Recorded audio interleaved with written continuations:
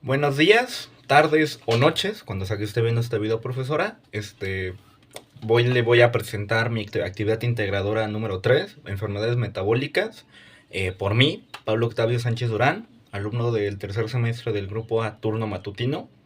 Y como introducción, pues nos pidió que buscáramos enfermedades metabólicas relacionadas a cómo perdón, cómo en las enfermedades que estamos por presentar el cuerpo no puede digerir carbohidratos, lípidos ni aminoácidos y qué consecuencias puede tener. Entonces, pues empecemos, ¿no? Empezamos con las enfermedades que se les dificulta metabolizar o digerir carbohidratos, más que principalmente el azúcar. El primero de ellos es la galactosemia. La galactosa es un azúcar que se encuentra presente en la leche, como parte de la lactosa, y en algunas frutas y verduras. La carencia de una determinada enzima puede alterar la degradación, o sea, la metabolización, de la galactosa, que puede dar lugares a concentraciones elevadas de galactosa en la sangre, lo cual se le denomina como galactosemia, la enfermedad que estamos tratando. Hay diferentes formas de esta misma enfermedad, pero la más frecuente y la más grave se le conoce como galactosemia clásica. Es un trastorno hereditario. Ambos progenitores del niño afectado tienen el gen jodido de la copia, debido a que normalmente son necesarias dos copias de este mismo gen para que se produzca el trastorno. O sea que los dos padres del niño tienen un gen. Cuando el niño nace, el niño hereda un gen de cada uno y termina con la galactosemia. Los recién nacidos tienen un aspecto normal al principio, pero al cabo de unos días o semanas de consumir la leche materna o la fórmula infantil, empiezan a presentar vómitos, piel y ojos amarillentos, diarrea, cataratas y un estancamiento en su crecimiento. La actividad de los glóbulos blancos, o sea, leucocitos, resulta afectada y se desarrollan graves infecciones. Las niñas frecuentemente presentan ovarios no funcionales y solo algunas son capaces de concebir sin ayuda médica. Si el tratamiento se retrasa, los niños afectados presentan baja estatura y discapacidad intelectual y en casos más graves pueden morir. Pasamos a la siguiente, que es glucogenosis. Glucogenosis se produce cuando existe un defecto en las enzimas involucradas con el metabolismo del glucoseno y suele dar lugar a anomalías del crecimiento, debilidad y agrandamiento del hígado, concentraciones bajas de glucosas en la sangre y confusión. Las enfermedades por almacenamiento de glucógeno, o mejor conocidas como glucogenosis, se producen cuando los padres transmiten los genes defectuosos que causan estas enfermedades a sus hijos. A los niños que sufren esta enfermedad de almacenamiento de glucoseno les falta una de las enzimas esenciales para convertir la glucosa en glucosegeno o una de las enzimas esenciales para descomponer, metabolizar el glucógeno en glucosa. En los tipos 2, 5 y 7, el principal síntoma suele ser la debilidad, el crecimiento insuficiente, infecciones frecuentes, insuficiencia renal y aftas en la boca y los intestinos. En los tipos 1, 3 y 4, y 6, los síntomas son los bajos niveles de azúcar en sangre y el abdomen prominente, debido al exceso de glucoseno a su anomalía aumentada, o sea, que le aumenta el hígado, por eso tienen el estómago más prominente. Los bajos niveles de azúcar en sangre causan sudoración, confusión y a veces convulsiones o coma. Tienden a producir una acumulación de ácido úrico, un producto de desecho del hígado, en las articulaciones y en los riñones, pudiendo causar cálculos renales. Esto pues, obviamente es muy poco beneficioso para el chiquillo. Pasamos a la tercera, que es, y esta está difícil, mucopolisacáridos tipo 2. Es una enfermedad rara en la cual al cuerpo le falta o no tiene suficiente cantidad de una enzima necesaria para descomponer las cadenas largas de moléculas de azúcar. Como resultado, las moléculas se acumulan en diferentes partes del cuerpo y causan varios problemas de salud. La MPS2, de su abreviatura, es una afección genética. El gen afectado está en el cromosoma X. Los niños varones son quienes resultan afectados con mayor frecuencia, ya que heredan el cromosoma X de sus madres. Sus madres no tienen los síntomas de la enfermedad, pero tienen la copia deficiente del gen. La MP2, la MPS2, es causada por la falta de la enzima hidronato sulfatasa. Sin esta enzima, las cadenas se acumulan en diversos tejidos del cuerpo, causando daño. La forma grave y de aparición temprana de la enfermedad comienza poco después de los 2 años. Una forma leve y de aparición tardía provoca el desarrollo de síntomas menos graves más adelante en la vida. En la forma grave y de aparición temprana, los síntomas incluyen comportamiento agresivo, hiperactividad, deterioro mental con el tiempo, discapacidad mental, movimientos corporales torpes, y en la forma tardía o leve pueden presentarse deficiencias mentales leves o ninguno.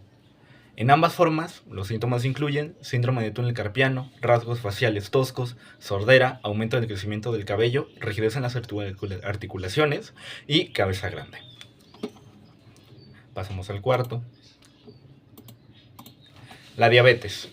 La diabetes, también conocida como diabetes mellitus, es una enfermedad en la que los niveles de glucosa o azúcar en la sangre son demasiado altos. La insulina es una hormona producida por el páncreas. Esta hormona ayuda a que la glucosa pase por el torrente sanguíneo por las células y se pueda usar como energía. Pero con la diabetes, el cuerpo no puede producir insulina por sí mismo, o no puede usarla como debería. En muchos casos se dan ambos a la vez, no pueden ni producirla ni usarla correctamente. La glucosa en este caso va a permanecer en la sangre y no llega a las células. Con el tiempo, estos altos niveles de glucosa en la sangre llegan a provocar problemas de salud graves. Existen diferentes tipos de diabetes. La diabetes tipo 1 es en donde el cuerpo no produce nada o poca insulina. Ocurre cuando el sistema inmunitario ataca y destruye las células que producen insulina. La diabetes tipo 1 es causada por genes o factores ambientales. La diabetes tipo 2 es cuando el cuerpo puede seguir produciendo insulina, pero las células no responden bien a ella y no pueden absorber fácilmente la glucosa de la sangre, lo cual impide que sea utilizada como se debe y se siga almacenando en la sangre. Es causada por el sedentarismo, la obesidad, sobrepeso y en algunos casos los genes. La diabetes gestional se desarrolla durante el embarazo. Se produce cuando el cuerpo no puede producir la insulina adicional necesaria durante la gestación, lo que significa que la madre, en este caso, no puede producir suficiente insulina para el feto que tiene el vientre.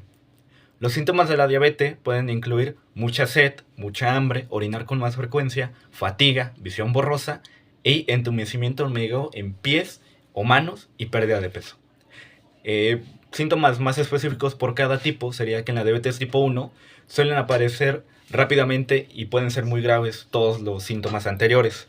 Con la diabetes tipo 2 pueden desarrollarse con el tiempo y ser más leves, y al caso que algunos pacientes ni siquiera lo noten por en un principio. La diabetes gestional en este caso no presenta síntomas ni para la madre ni para el hijo. Pasamos al quinto. La enfermedad de von Gierke es una afección en la cual el cuerpo no puede descomponer el glucógeno. El glucógeno es una forma de azúcar que se almacena en el hígado y los músculos. Normalmente se descompone en glucosa para darle más energía al cuerpo cuando lo necesita. Esta enfermedad también se denomina glucogenosis tipo 1, diferente a la que abordamos anteriormente. La enfermedad de von Gierke ocurre cuando el cuerpo carece de la proteína enzima que libera glucosa a partir del glucógeno. Esto hace que se acumulen cantidades anormales de glucógeno en diversos tejidos. Cuando no se descompone de manera apropiada, lleva a que se presente un nivel bajo de azúcar en la sangre. Esto se transmite de padres a hijos. Si ambos padres son portadores de una copia defectuosa del gen relacionado con esta infección, cada uno de los hijos tiene un 25% de probabilidad de desarrollar esta enfermedad. O sea, 1 de 4.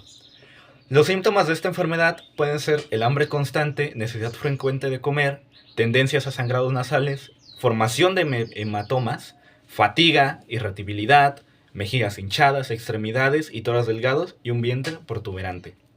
Estas son las 5 enfermedades que yo investigué de pues los errores de la digestión de carbohidratos. Pasamos a los lípidos.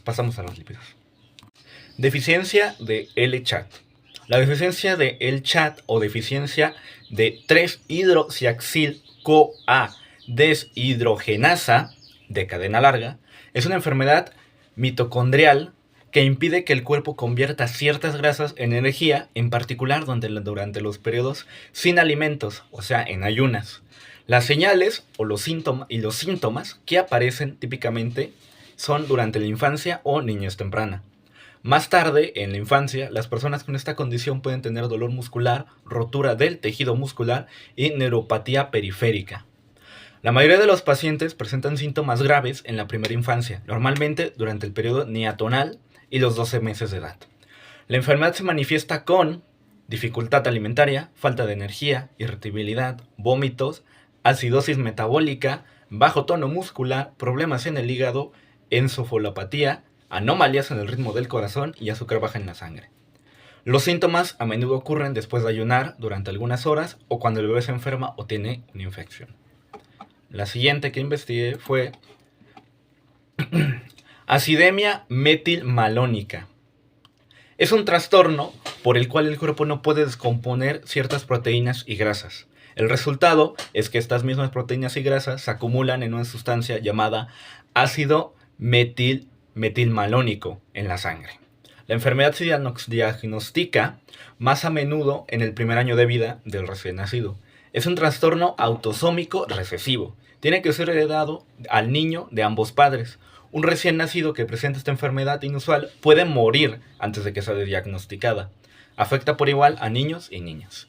Los bebés pueden parecer normales al nacer, pero presentan síntomas una vez que se empiezan a consumir más proteína, lo cual puede hacer que ese trastorno empeore. Los síntomas incluyen encefalopatía progresiva, deshidratación, retrasos al crecimiento, desarrollo retardado, letargo, convulsiones y vómitos. La tercera que investigué fue enfermedad de Niemann-Pick. En la enfermedad de Niemann-Pick, cantidades nocivas de lípidos se acumulan en el cerebro, el vaso, el hígado, los pulmones y la médula ósea. Los síntomas neurológicos pueden incluir falta de control muscular durante movimientos voluntarios como caminar o correr o mover el brazo, la pérdida del tono muscular, degeneración cerebral, aumento de la sensibilidad al tacto, rigidez muscular, movimientos torpes y dificultad para hablar. Otros síntomas que pueden llegarse a dar es la parálisis ocular, problemas de aprendizaje, enturbamiento de la córnea y un halo rojo cereza, característico de esta enfermedad que se desarrolla alrededor del centro de la retina. La enfermedad tiene 3 categorías. En los tipos A y B, las actividades insuficientes de una enzima llamada esfingomielineasa provoca la acumulación de cantidades tóxicas de esfingomielina, una sustancia grasa presente en cada célula del cuerpo. Y ahora pasamos a mencionar las 3 categorías. La tipo A, la forma más grave y que comienza en la primera infancia. Ocurre a menudo en las familias de origen judío. Los síntomas adicionales incluyen debilidad, agrandamiento del hígado y vaso, ganglios linfáticos inflamados y daño cerebral profundo a los 6 meses de edad.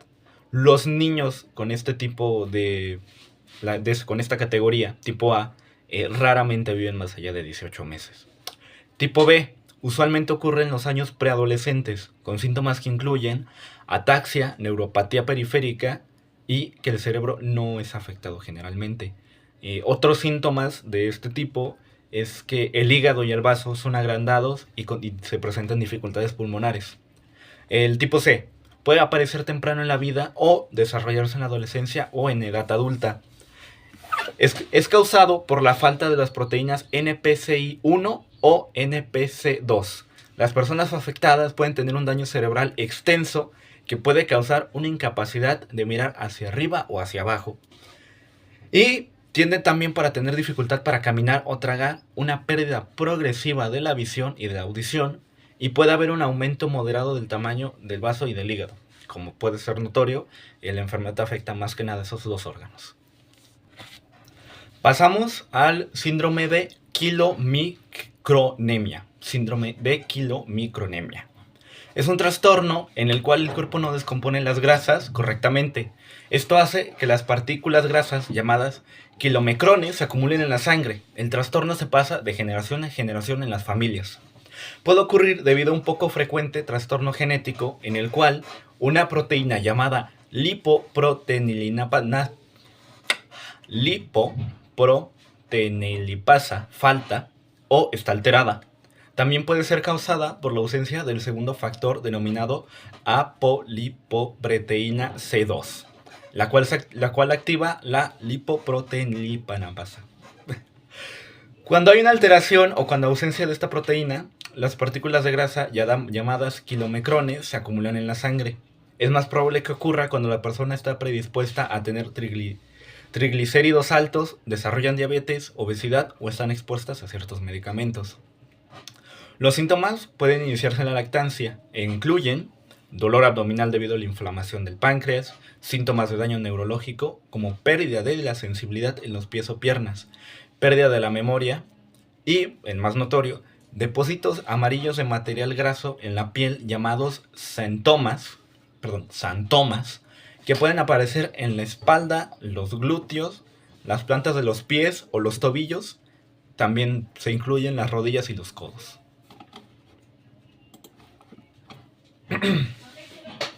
La deficiencia familiar de lipoproteinilipasa es un grupo de extraños trastornos genéticos en los cuales la persona carece de una proteína necesaria para descomponer las moléculas de grasa.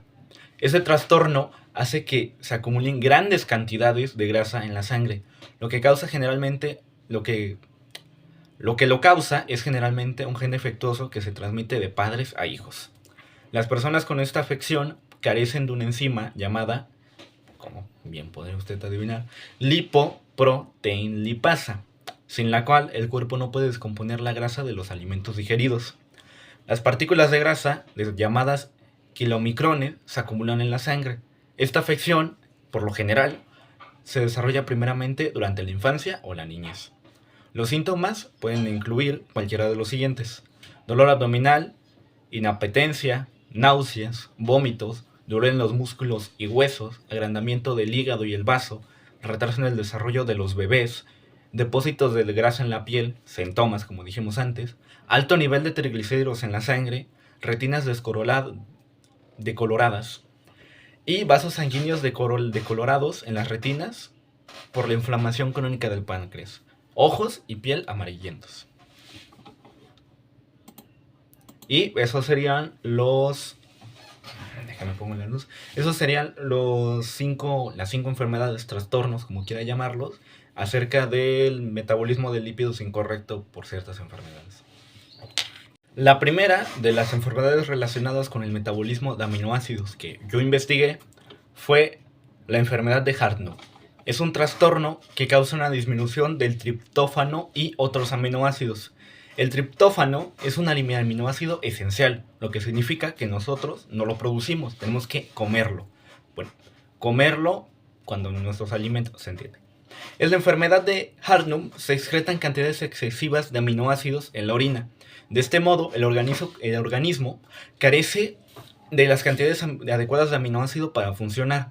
Si hay muy poco triptófano en la sangre, el organismo no puede producir una cantidad suficiente de una de las vitaminas del complejo B, la niacina. Sobre todo esto, en los casos, el paciente está bajo tensión emocional, que es cuando más necesitan las vitaminas. La enfermedad de Hartnup se manifiesta cuando una persona hereda 2 genes anómalos, uno de cada uno de sus progenitores. Los síntomas pueden comenzar en cualquier momento y a veces, incluso en la edad adulta temprana, pueden desencadenarse por el efecto de la luz solar, fiebre, fármacos, tensión emocional o física. Los síntomas en este caso son discapacidad intelectual, estatura baja, cefalias, marcha inestable, colapsos, desmayos, ansiedad, cambios rápidos de humor, delirios, alucinaciones, y en específico el intestino no puede absorber los aminoácidos correctamente, ni los túbulos de los riñones pueden reabsorberlos, lo que termina en todos los aminoácidos saliendo por la orina en la mayoría de los casos. La siguiente es la fenilceturina. Es una afección poco frecuente en la cual un bebé nace sin la capacidad de descomponer apropiadamente un aminoácido llamado fenilalanina. Si ambos padres portan una copia del gen disfuncional relacionado con esta afección, cada uno de sus hijos tienen un 24% de riesgo de desarrollar la enfermedad.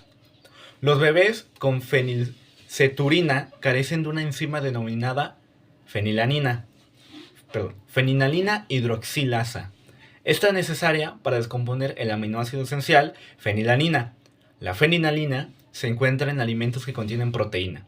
Sin la enzima, los niveles de fenilanina se acumulan en el cuerpo. Los síntomas incluyen un cutis, cabello y ojos más claros de lo normal, daños al sistema nervioso central, retrasos en las habilidades mentales y sociales, cabeza pequeña, hiperactividad, espasmos en brazos y piernas, discapacidad mental, convulsiones, erupción cutánea, temblores y, si se deja sin tratamiento por suficiente tiempo, el aliento, la piel, el cerumen y la orina pueden tener un olor a ratón o a moho.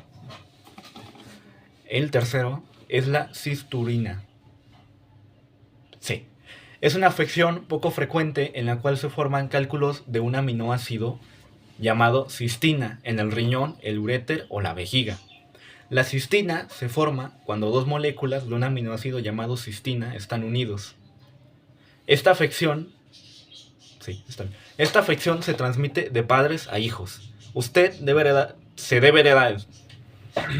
debe heredar el gen variante de ambos padres y sus hijos, los hijos de la persona afectada, también lo van a heredar. La cisturiria es causada por un exceso de cistina en la orina. Normalmente, la mayor parte de la cistina se disuelve y regresa al torrente sanguíneo luego de entrar a los riñones.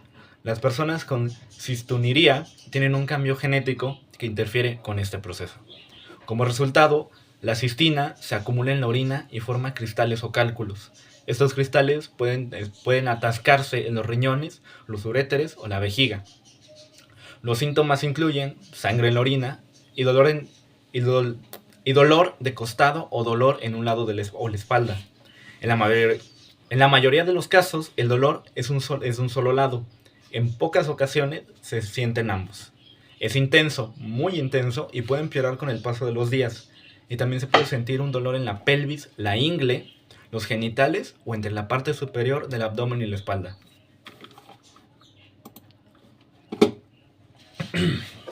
La homocisturina. Sí. Los niños con la próxima enfermedad a tratar es la homocistinuria. Los niños con esta enfermedad son incapaces de metabolizar el aminoácido homocistenina debido a la carencia de la enzima cistantionina beta sintasa, que, junto con ciertos subproductos tóxicos, ocasiona síntomas diversos. Ambos progenitores del niño afectado portan una copia del gen anómalo, debido a que, normalmente, son necesarias 2 copias del gen anómalo recesivo para que se produzca el trastorno, por lo que en general ninguno de los progenitores sufre este trastorno en general. Los lactantes con este trastorno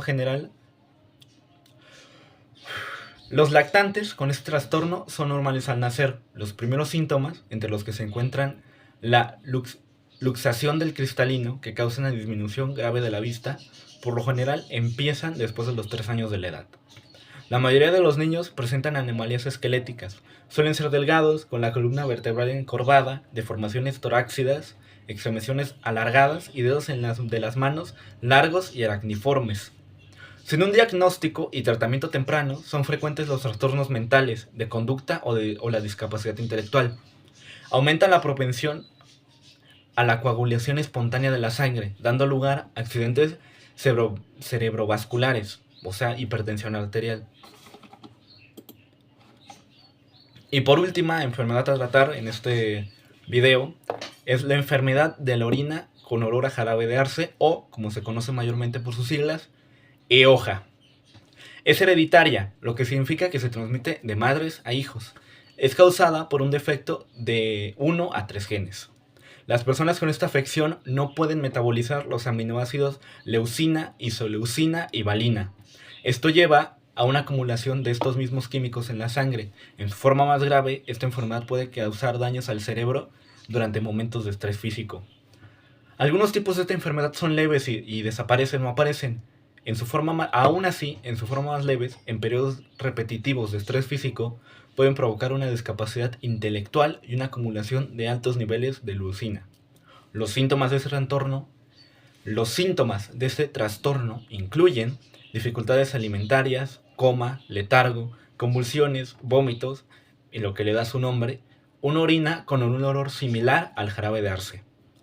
Estas serían todas las 15 enfermedades que se nos pidieron investigar. Espero que el video sea de su agrado, maestra, y que tenga un bonito día.